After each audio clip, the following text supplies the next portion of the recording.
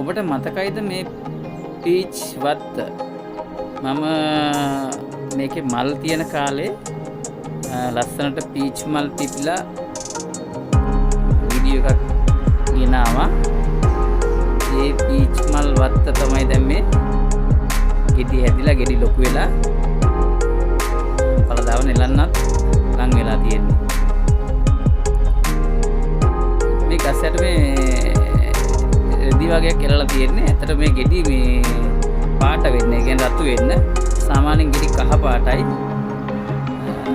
මේවට අවුව වැටිලා ඉවරලා ඊට පස්සේ ඒවා පරාවර්තනය වුණාම මෙන්න මේ විදිහට ගෙඩි රතු වෙනවා. තව ගොඩක් රතු වෙනවා. නැත්නම් සාමාන්‍යයෙන් ගෙඩි රතු කහ පාටට තියෙන්නේ.